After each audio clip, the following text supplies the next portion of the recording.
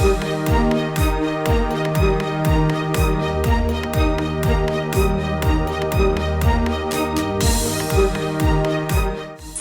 our YouTube channel now and don't forget to press the bell icon for latest updates. Pakistan और दुनिया भर में देखने और सुनने वालों को अरशद शरीफ का सलाम। नाज़रीन, आज आपको एक कहानी सुनाएंगे एक ऐसे बादशाह की जिसके कपड़े नहीं थे और एक बच्चे ने आवाज़ लगा दी कि बादशाह नंगा है। इसकी तफसील क्या और इस कहानी का पाकिस्तान से बिल्कुल ताल्लुक़ नहीं है। नाज़रीन, ये थोड़ा आगे चल के मैं आपको बताता हूँ पूरी कहानी इस हवाले से। और कहानी सुनाने की रवायात हमारे कल्चर में दादा दादी, नाना नानी, माँ बाप से बचपन में हम कहानियाँ सुनते हैं, वो कल्चर थोड़ा ख़त्म होता जा रहा है। तो मैंने कहा क्यों ना आज ये कहानी आपके साथ शेयर की जाए। सियासी बातें तो होती रहती हैं।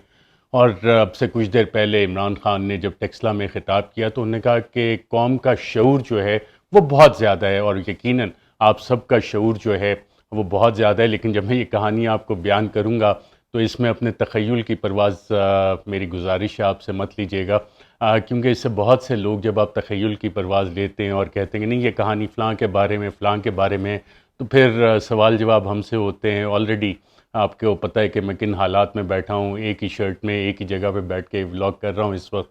लेकिन कोशिश ये थी कि मेरी आवाज़ बंद की जाए, लेकिन आप सबकी मोहब्बत की वजह से मैं आपसे अब भी राब्ते में, और बहुत से पाकिस्तानियों ने, ओवरसीज़ पाकिस्तानियों ने इसमें मदद की है कि मेरी आवाज़ आप तक पहुँचती रहे। नाज़रीन, आज इससे पहले कि मैं इस कहानी की तरफ आऊँ, इस हुकूमत की अक्लमंदियाँ देखें। और मैं जब कहता हूँ कि पागल खाने की चाबियाँ पागल खाने के अंदर जो इनमेट्स हैं उनके पास हैं, तो जो काबीना की समरी सर्कुलेट हुई और जिस तरह वो पब्लिक हुई, और समरी में क्या है उससे आपको ये अंदाज़ा हो जाएगा कि वो हुकूमत जो कहती रही कि जी जिसने सफ़र यहाँ से शुरू किया कि जनाब ये इस तरह का साइफ़र तो कोई है ही नहीं, कोई ख़त नहीं है। फिर उन्होंने कहा कि अच्छा ख़त है तो उसमें तो सिर्फ सफ़ीर की असेसमेंट है, उसमें ऐसी कोई चीज़ ही नहीं है, बहुत अनइम्पॉर्टेंट है। वहाँ से यहाँ तक आ गए कि ख़त भी मौजूद है और इंतहाई अहम ख़त भी है। और सोने पे सुहागा ख्वाहिशात पूरी करने के चक्कर में उन्होंने कल जो काबीना में समरी पेश की उसमें बाकायदा उस साइफ़र को सर्कुलेट भी किया। जी हाँ, काबीना डिवीज़न के राइडर गाड़ी और बाईसाइकिल पे उस साइफ़र को, इंतहाई इम्पॉर्टेंट साइफ़र को लेके घूमते फिरते भी रहे, जिस हवाले से धमकी लगाई गई थी इमरान खान को कि अगर तुमने ये पब्लिक किया तो तुम पे ऑफिशियल सीक्रेट एक्ट लगाया जाएगा। और अब वही ख्वाहिशात पूरी होने के लिए ये हुकूमत फ़ैसला करी है। और काबीना की जो समरी, नाज़रीन, हमारे रिपोर्टर दोस्त हैं नवीद अकबर, उनके ट्विटर अकाउंट पे मैंने देखी, फिर एक दो और ट्विटर अकाउंट्स पे ये समरी नज़र आई, तो मैंने इसे पढ़ना शुरू किया। फिर मैंने एक दो लोगों से बात की इस्लामाबाद में, उनसे पूछा कि वाकई ये समरी दुरुस्त है जो सर्कुलेट हो रही है। तो वुज़रा ने एक दो जो इस हुकूमत में, उन्होंने बताया बिल्कुल ये दुरुस्त है समरी। लेकिन इसमें नाज़रीन जो सबसे मज़े की चीज़ है, ये साइफ़र अब पब्लिक हो चुका है, घूम फिर रहा है। और जब ये सर्कुलेट हुई समरी तो चंद लोगों ने उसकी कॉपीज़ भी रखी, यानी कि मोबाइल फ़ोन से कॉपी बना के अपने पास तारीख़ी रिकॉर्ड के लिए रखी है। और मुझे उम्मीद है कि कहीं ना कहीं अब अनकरीब आपको वो साइफ़र पब्लिकली नज़र आएगा। और ये हुकूमत ने ख़ुद ये कार्रवाई डाली है इसे पब्लिक करने की, और उसका सबूत मैं आपको देता हूँ कि जो समरी फॉर द कैबिनेट हुई, recommendation of the sub committee, उसमें इन्होंने बाकायदा साइफ़र का नंबर लिखा है। Cipher message received from Parev, Washington, cipher number 1-0678 dated 7th March 2022, annexure 1। तो ये बाकायदा वो साइफ़र सर्कुलेट किया गया इस काबीना की समरी के साथ। और जिस तरह का ये क्योंकि साइन हुई ये समरी, तो इसमें बाकायदा ये इसकी कॉपीज़ बन चुकी हैं। और इसी का दूसरा दस्तावेज़ जब आप देखते हैं इसी समरी से रिलेटेड, तो उसमें भी ये चीज़ इन्होंने खुद ही कंफर्म की। जो मेमोरेंडम है, recommendation of the sub committee on the cabinet, please find and close the summary for the cabinet. काबीना के लिए समरी 1 अक्टूबर का डॉक्यूमेंट है और इसकी भी हमने तस्दीक की कि ये डॉक्यूमेंट सही है कि नहीं। अलॉन्ग विद अनेक्शर्स, 2 अनेक्शर्स हैं इसके साथ, submitted by the cabinet division, वो काबीना डिवीज़न जिसके पास ये साइफ़र था जो फॉरेन ऑफिस ने भेजा, उसको लगाया गया अनेक्शर 1 पे। And the copy of the decision of the cabinet there on, अनेक्शर B में काबीना का डिसीजन लगाया गया। और फिर इसमें जो काबीना का डिसीजन है कि FIA इसकी तहकीकात करे, इमरान खान के ख़िलाफ़ करे, प्रिंसिपल सेक्रेटरी आज़म खान के ख़िलाफ़ करे, और ये मैटर है नेशनल सिक्योरिटी का मैटर है और नेशनल इंटरेस्ट के ख़िलाफ़ है, इसके ख़िलाफ़ लीगल एक्शन होना चाहिए। और FIA जो है इस मामले में जल्द से जल्द तहकीकात करे, सीनियर अफसरान तहकीकात करें دیگر افسران بھی اپنے ساتھ شامل کریں انٹیلیجنس ایجنسیز کی and to proceed further against the perpetrators in accordance with the لا.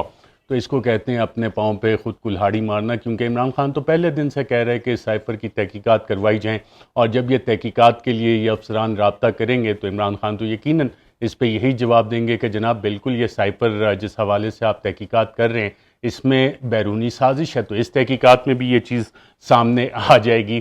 اور باقی چیزیں بھی ناظرین چل رہی ہیں اس حوالے سے. پنجاب میں تبدیلی کے لیے بہت سخت کوششیں ہو رہی ہیں، اور اس میں نون لیگ کے اندر بات ہو رہی ہے کہ مریم نواز کو وزیر اعلیٰ پنجاب بنایا جائے، اور اس کے لیے بات چیت آلریڈی ہو گئی ہے.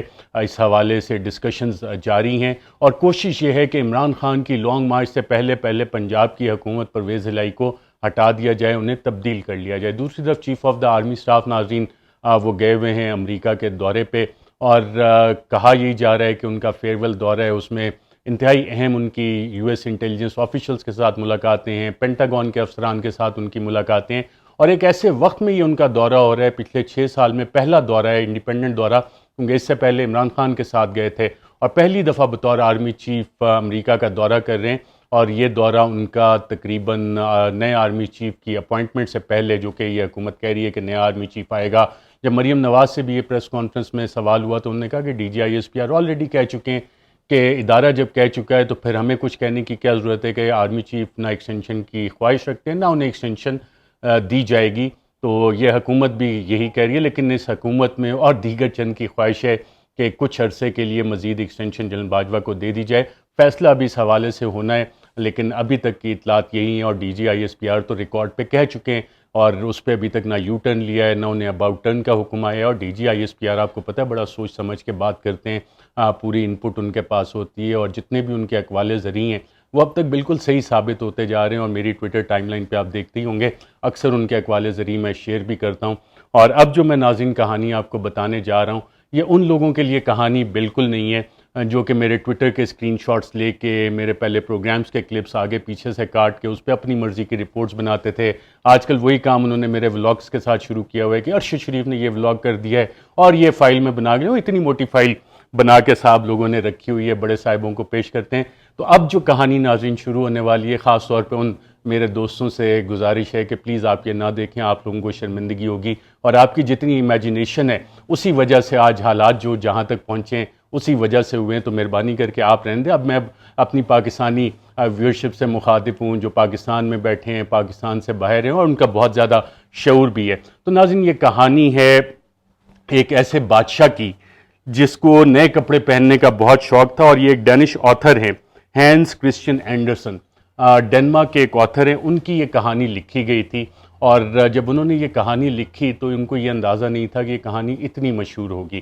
یہ کہانی ناظرین ایک بادشاہ کے متعلق ہے، پاکستان کے متعلق نہیں، کیونکہ پاکستان میں تو جمہوری نظام ہے، پاکستان میں تو جمہوریت چلتی ہے، پاکستان میں جو بھی ریاستی ادارے ہیں، ریاست کا قیام عوام کی مرضی سے ہوتا ہے. پریمبل ٹو دا کانسٹیٹیوشن میں یہ بات لکھی ہوئی ہے کہ پاکستان کا تمام نظام، تمام ادارے لوگوں کی مرضی سے بنتے ہیں، اور ایک عام پاکستانی ریاست ہے، کیونکہ ریاست اسی پاکستانی قوم سے بنتی ہے. لیکن ہم نے سالوں میں پتہ نہیں جو بھی اتنی ڈکٹیٹرشپ رہی تو ہم نے کہا جی چند لوگ شخصیات جو ہیں اہم وہ ریاست ہوتی ہیں، چند ادارے ریاست ہوتے ہیں. ایسا نہیں ہے، پاکستان کی عوام ریاست ہیں، آپ ریاست ہیں، اور تمام اداروں کا کام ہے کہ ریاست کی خدمت کریں، عوام کی خدمت کریں. اور یہی ہمارے قائد اعظم محمد علی جناح بانی پاکستان نے بھی کہا تھا. لیکن چند لوگوں نے، چند اداروں نے سمجھنا شروع کر لیا کہ جی ہم ریاست ہیں، اور پھر بند کمروں میں فیصلے ہونے شروع کیے، جیسے کہ اس کہانی میں بھی ہے. اور اس کہانی میں ناظرین جو یہ کہانی شروع ہوتی ہے، اب میں یہاں سے کہانی آپ کے ساتھ اسی طرح سے شیئر کروں گا، اور یہ پاکستان سے متعلق نہیں ہے، کیونکہ پاکستان میں بادشاہت نہیں ہے. بادشاہ تو اگر کسی کو بات پسند نہ آئے تو اسے زندان میں ڈال دیتے ہیں، اٹھا لیتے ہیں، ٹارچر کرتے ہیں. پاکستان میں تو ایسے کام نہیں ہوتے. پاکستان میں تو فنڈامنٹل رائٹس ہیں، ہماری عدالتیں آزاد ہیں، انصاف دیتی ہیں، اور کسی کی کیا جرت کہ جناب کسی کو کوئی اٹھا کے لے جائے، کسی کو کوئی دھمکیاں لگائے، کسی کی کیا جرت کہ وزیر اعظم پاکستان کی سیکیورڈ لائن پہ اس کی کنورسیشن ریکارڈ کرے. تو کہانی کا ناظرین ٹائٹل ہے دی ایمپرر از نیکڈ. اب دی ایمپررز نیو کلوتھس کہا جاتا ہے جو اوریجنل ٹائٹل تھا اس کا، اور اس میں کہانی یہ ہے کہ بادشاہ تھا، بادشاہ کو ہر روز نئے کپڑے پہننے کا شوق تھا. اب نئے کپڑے پہننے کا اس کو اتنا زیادہ شوق تھا کہ ہر گھنٹے بعد وہ اپنے کپڑے بدلتا تھا اور نئے کپڑے پہنتا تھا. اب اس کی ناظرین اگر انٹرپریٹیشن کی جائے, معنی نکالا جائے, تو اس کو یہ بھی دیکھا جا سکتا ہے کہ بادشاہ کو اپنا امیج پریزنٹ کرنے کا بہت شوق تھا کہ میرا بہت اچھا امیج لوگوں کو نظر آئے, میں اچھا نظر آؤں, تمام لوگ میری تعریف کریں. یہ اس دور کی بات ہو رہی ہے. آج کے دور میں تو اس کی مثالیں ہم دیکھ سکتے ہیں کہ مختلف پبلک ریلیشنز کی ڈائریکٹریٹ بنی ہوئی ہیں, پبلک ریلیشنز کے ڈپارٹمنٹ بنے ہوئے ہیں, اربوں روپے کے ان کے بجٹس ہوتے ہیں, کروڑوں روپے کا کوئی گانا بناتا ہے, کوئی فلمیں بناتا ہے, کوئی ڈرامے بناتا ہے, اور ان سب کا کام یہ ہوتا ہے کہ جناب اچھا امیج پریزنٹ کیا جائے. پی آر ایک باقاعدہ انڈسٹری ہے, $1 بلین انڈسٹری ہے دنیا بھر میں. یو ایس میں بھی یہی کام ہوتا ہے, یو کے میں ہوتا ہے, دیگر ممالک دنیا کا آپ کوئی ملک اٹھا لیں وہاں پہ یہی کام ہوتا ہے کہ جناب حکومت کو ہم نے اچھا دکھانا. اور اس میں چند درباری ہوتے ہیں, ان کا بھی یہی کام ہوتا ہے کہ جو بھی بادشاہ اس کی تعریف کرنی ہے, اور اگر بادشاہ کے خلاف کوئی بات کرے تو اس کے کافی قیمت ادا کرنی پڑتی ہے. تو جب یہاں پہ آتھر یہ کہانی میں لکھتے ہیں کہ بادشاہ کو نئے کپڑے پہننے کا اور اچھا لگنے کا شوق تھا, تو یہ وہ بادشاہ ہے جب یہ پی آر ڈپارٹمنٹس وہاں پہ نہیں ہوتے تھے.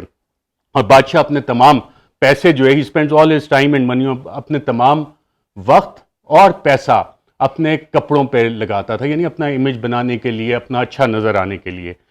اس کے بعد ناظرین کہانی میں بڑا انٹرسٹنگ ٹوسٹ آتا ہے. شہر میں 2 عدد فراڈیے آ جاتے ہیں, اور وہ فراڈیے آ کے کہتے ہیں کہ جی ہم بہت اچھا کپڑا بناتے ہیں, ہم سے اچھا تو کپڑا کوئی بنا ہی نہیں سکتا. اب فراڈیوں سے مراد آپ ناظرین کسی کو نہ لیں کہ کوئی فگر فجنگ کا ماہر ہے, کوئی کہانیاں بتاتا ہے کہ جناب اگر یہ نیب قوانین ختم کر دیے گئے تو ملک کی معیشت اس طرح سے ترقی کرے گی. اس طرح کی بات نہیں ہو رہی. یہ کپڑا بنانے والے ان فراڈیوں کی بات ہو رہی ہے جو بادشاہ کو کہانی سنا رہے تھے کہ جس بادشاہ کو کپڑے پہننے کا بہت شوق تھا. وہ کہتے ہیں کہ جناب ہم they claim to make clothes out of the most fabulous fabric, کہ ہم سب سے اچھا جو کپڑا ہے نا اس کپڑا ہے اس سے بناتے ہیں کپڑے آپ کے لیے. The clothes made from this fabric become invisible to anyone unfit to hold office or who is انپارڈنیبلی stupid. اب یہ کہانی کا سب سے امپورٹنٹ حصہ ہے یہاں پہ, جہاں پہ یہ لکھ رہے ہیں کہ اس کپڑے کی خاصیت یہ تھی جو ان فراڈیوں نے بتایا, اور جس کو وہ مارکیٹ کرتے تھے, جس کی پی آر کرتے تھے, کہ کوئی بھی جو یہ کپڑے پہنتا ہے تو اس سے پتہ لگ جاتا ہے کہ وہ اپنے دفتر میں بیٹھنے کا اہل ہے, اس میں قابلیت ہے, یا وہ بالکل نااہل ہے, نکما ہے.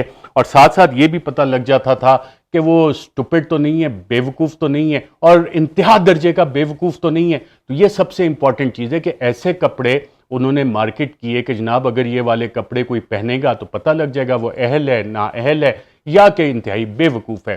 اس کے بعد ناظرین اس میں کہانی میں لکھا جاتا ہے such clothes the emperor's reason should enable him to discover not only those in the service unfit for office but how to distinguish the clever from the stupid. اب بادشاہ کے سامنے جب جا کے یہ والی بات ہوتی ہے تو بادشاہ کو یہ بات بہت پسند آئی.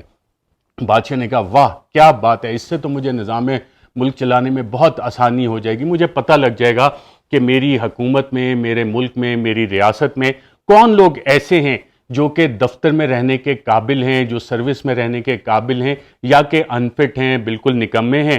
اور یہ بھی پتہ لگ جائے گا کہ جناب اس میں عقل مند لوگ کون ہیں اور اس میں بیوقوف لوگ کون ہیں. تو پرانے زمانے کی بات کی. آج کل کے دور میں آپ کو پتہ ہے فیڈرل پبلک سروس کمیشن ہے, سی ایس ایس کے ایگزام ہوتے ہیں, پروونشل پبلک سروس کمیشن ہے, وہاں سے بہت اچھے اچھے لوگ ہماری بیوروکریسی میں آتے ہیں. اسی طرح ایک آئی ایس ایس بی کا ادارہ ہے, وہاں سے افواج پاکستان میں لوگ جاتے ہیں.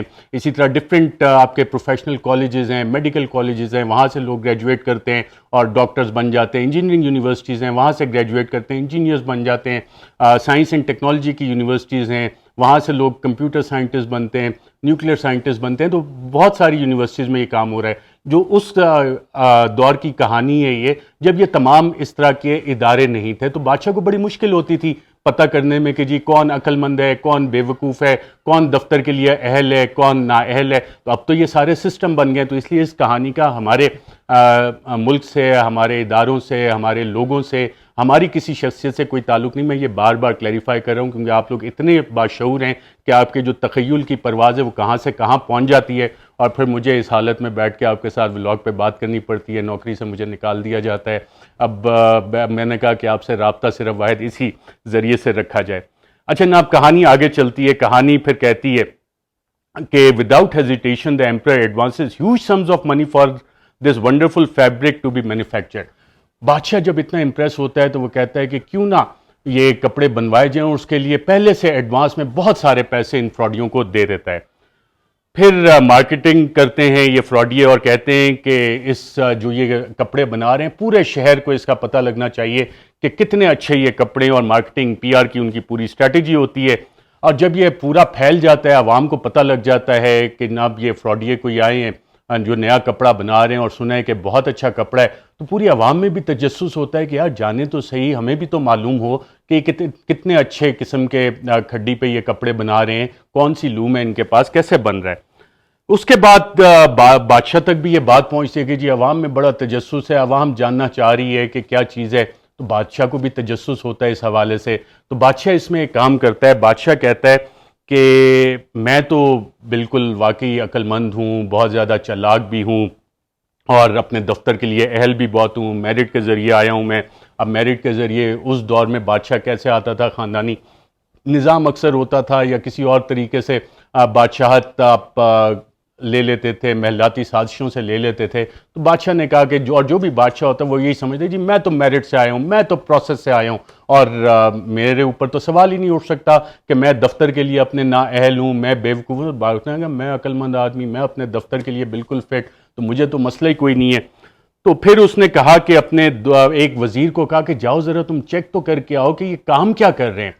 اب بادشاہ کو جس پہ اعتماد تھا وہ وزیر انتہائی خفیہ طریقے سے، آج کل تو ناظرین خفیہ انٹیلیجنس ایجنسیز ہوتی ہیں جو کہ لوگوں کی بات چیت سنتی ہیں، لوگوں کو فالو کرتی ہیں اور شیڈوز میں رہ کے فالو کرتی ہیں. اس وقت تو ایسا نظام نہیں تھا. اس وقت تو بادشاہ وزیروں پہ ریلائی کرتا تھا، اپنے ٹرسٹڈ لوگوں پہ ریلائی کرتا تھا. تو اس نے اس وزیر کو کہا جاؤ ذرا خفیہ طریقے سے معلومات کرو کہ یہ ڈیولپمنٹ کیا ہو رہی ہے، کس طرح کا کپڑا یہ لوگ بنا رہے ہیں. تو جب یہ خفیہ وزیر جاتا ہے، اب خفیہ محکمے آج کل تو ہیں، اس وقت خفیہ محکمے نہیں ہوتے تھے. اس وقت وزیر جاتے تھے، خفیہ معلومات کرتے تھے، لوگوں سے پوچھ گچھ کرتے تھے. تو منسٹر جا کے دیکھتا ہے کہ یہ فراڈیے جو ہیں، جو کپڑا بنانے والے، یہ کام میں بزی ہیں. اب کام میں وہ مصروف کس طرح سے ہیں فراڈیے، یہ آگے بڑے مزے کی چیز ہے. لیکن وہ کام پہ اگر مصروف ہیں تو وہ کھڈی کدھر ہے جس پہ وہ کپڑا بنا رہے ہیں، وہ کپڑا کدھر ہے جس کو کہ آگے یہ کام جس پہ کر رہے ہیں. لیکن انہیں دیکھا کہ وہ کھڈی پہ بڑے کام اس کا چل رہا ہے، دونوں جو فراڈی ہیں کام اس پہ کر رہے ہیں. لیکن جیسے ہی وزیر جاتا ہے دیکھتا ہے تو فراڈی اس کو دیکھیں جناب کتنا زبردست کام ہو رہا ہے، دیکھیں ہم کام کر رہے ہیں، اور اس سے یہ دیکھیں یہ کپڑا تیار ہونے والا ہے. اس کا اس بات سے کوئی تعلق نہیں ہے کہ اسحاق ڈار نے کہا کہ جی میرے آتے ہی دیکھیں ڈالر اتنا سستا ہو گیا، پٹرول سستا ہو گیا. یہ ایک الگ کہانیاں ہیں کہ یہ کس طرح ہوتی ہیں، فگر فجنگ جو جنرل مشرف کے دور میں، اس کا اس کہانی سے بالکل تعلق نہیں ہے. یہ ان فراڈیوں کی کہانی ہے جو اس بادشاہ کو بتا رہے تھے جس کے نئے کپڑے پہننے کا شوق تھا. اور اس میں اب وزیر جو ہے وہ بڑا پریشان ہو جاتا ہے. وزیر نے کہا کہ جناب اگر میں نے بادشاہ کو جا کے یہ کہہ دیا کہ جناب وہاں تو نہ کپڑا ہے نہ وہ کی کھڈی ہے جس پہ کام کر رہے ہیں فضول میں، تو جو مارکیٹ انہوں نے کیا تھا آئیڈیا کہ بند کمروں میں بیٹھ کے انہوں نے بتایا تھا بادشاہ کے سامنے، بادشاہ کے دربار میں جا کے، کہ جو بھی یہ کپڑا پہنتا ہے، اور اس کپڑے کی خاصیت یہ ہے کہ جو نکما ہوتا ہے، نااہل ہوتا ہے یا بیوقوف ہوتا ہے اسے یہ نظر نہیں آئے گا. تو وزیر نے کہا، اس خفیہ وزیر نے، کہ جناب اگر میں نے بادشاہ کو یہ والی رپورٹ پیش کر دی کہ یہاں تو کوئی کارروائی نہیں ڈل رہی، کوئی کام نہیں ہو رہا، یہ فراڈیے ہیں، تو بادشاہ تو مجھ پہ ناراض ہو جائے گا اور کہے گا تم ہی نکمے ہو، نااہل ہو، تمہیں نہیں نظر آ رہا کہ کتنا اچھا کام کر رہے ہیں، اور انہوں نے تو پہلے کہا تھا تم نکمے ہو. تو اس نے کہا میں تو اپنی نوکری بچاؤں. اور بہت سے نوکری باز اسی چکر میں بادشاہوں کو اسی طرح کی جعلی قسم کی رپورٹس بنا کے دیتے رہتے ہیں.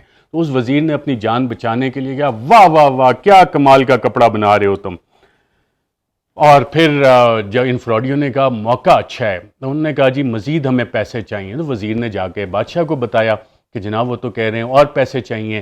تو بادشاہ نے کہا بالکل انہیں اور پیسے دو. بادشاہ کو تھوڑا خدشہ ہوا کہ پتہ نہیں کیا ہے، کس قسم کا کام ہو رہا ہے، کیا ہے. تو اس نے ایک اور خفیہ وزیر کو بھیجا کہ شاید یہ والا غلط رپورٹ دے رہا، جاؤ تم چیک کر کے آؤ.